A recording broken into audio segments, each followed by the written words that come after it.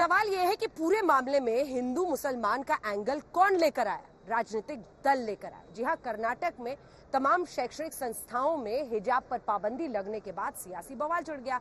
Rahul Gandhi, Congress party ने खुलकर समर्थन किया है हिजाब का, उन छात्राओं का जो हिजाब पहनना चाहती हैं।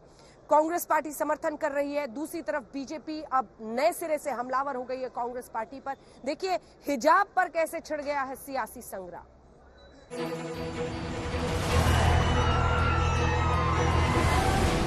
ये हुड़दंग नहीं तो क्या है?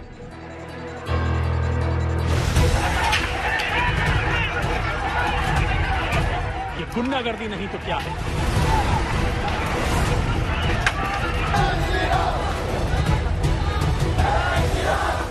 ये धर्म के नाम पर अधर्म नहीं तो क्या है?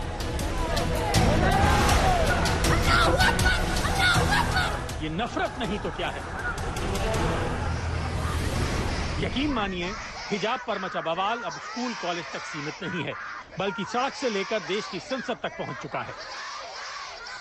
सदन के अंदर हम लोग सबका साथ, सबका विश्वास, सबका प्रयास, बड़ी बड़ी बात करते हैं और हम ये भी कहते हैं कि हिंदुस्तान में समानता, सबका समान अधिकार हम मान के चलते हैं। जैसे कि कोई हिंदू सर पे सर तिलक लगाते हैं तो मुसलमान महिला सर हिजाब पहनते हैं। तो हिजाब पहनता कोई गुनाह तो नहीं है, लेकिन हमारे देश में कई हिस्सों में सर आजकल हिजाब पहनने से उसके ऊपर अत्याचार भी हो रहे हैं। कर्नाटक में सर देखिए, स्कूल 30 से 40 कॉलेज बंद पड़े हुए हैं। जबरदस्ती उनको हिजाब उतारने की सलाह कोशिश किया जाते हैं। कर्नाटक में बीजेपी की सरकार है और कांग्रेस ने बड़ा हमला बोला। इस हमले की वजह भी है क्योंकि हिजाब पर मचे बवाल को लेकर आपत्तिजनक टिप्पणी केंद्रीय मंत्री गिरिराज सिंह ने की। गिरिराज सिंह ने ताजा विवाद को गजवाए हिंद से लेकर इस्लामिक स्टेट से जोड़ दिया। ये भारत है, सर्वधर्म समभाव के आधार पर चलेगा, न कि इस्लामिक स्टेट भारत को बनाने की कोशिश करने वालों की मानसिकता हम पूरा नहीं होने देंगे।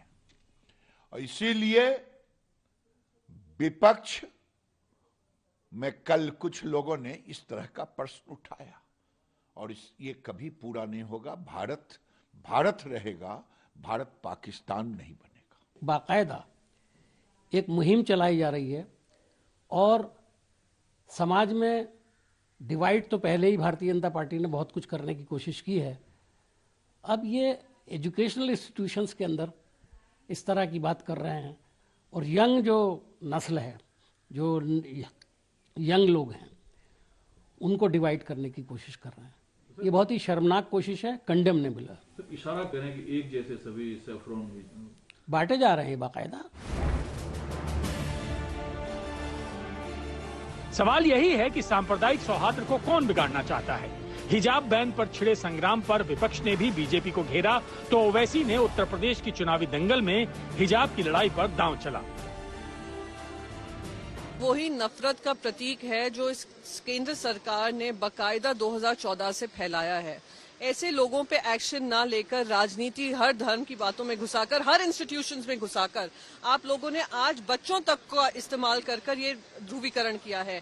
कहीं ना कहीं मैं उम्मीद करती हूँ ऐसा वीडियो देखने के बाद किसी तरीके की ग्लानि महसूस होगा ऐसी सरकार को जिन्होंने सिर्फ धर्म पे अपनी राजनीति की है और वोट बटोरा है, लोगों का बंटवारा कर करके वोट बटोरा है। और दुर्भाग्य की बात एक और है कि एक पुरुष सैफरन शॉल पहनकर, एक महिला जो हमारा हिंदू धर्म हमें कहता है कि महिला का सम्मान होना चाहिए, आप उनकी बेइज्जती कर रहे हैं।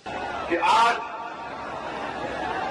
हमारे मुल्क में, खासतौर से कर्नाटका में, जो हमारी बहनें हिजाब की लड़ाई लड़ रहे हैं, हम उम्मीद करते हैं कि अल्लाह सुब्हानहू व तआला उनको उसमें कामयाब और कामरान कर देगा। जो हिजाब की लड़ाई एक बुनियादी हक है और सुप्रीम कोर्ट का फैसला है कि सुप्रीम कोर्ट ने पुट्टू स्वामी जजमेंट में कह दिया कि कोई सरकार ये तय नहीं कर सकती कि हम क्या खाएंगे और क्या पिएंगे। आज कर्नाटक के शहर शहर में हंगामा बरपा हुआ है। एक साथ पढ़ने वाले छात्र छात्राएं ही एक दूसरे के खिलाफ नारेबाजी कर रहे हैं। विवाद बढ़ा तो मुख्यमंत्री ने शांति बनाए रखने की अपील की है। All the concerned people should keep peace and let the children do their education and studies. Exams are also coming. I appeal for all the people to keep peace, and the matter is coming before the High Court today. Let's wait for it. मुख्यमंत्री appeal कर रहे हैं तो वहीं केंद्रीय मंत्री प्रहलाद जोशी अब पूरे मामले पर हाईकोर्ट के फैसले का इंतजार करने को कह रहे हैं। 5 राज्यों में चुनाव हैं।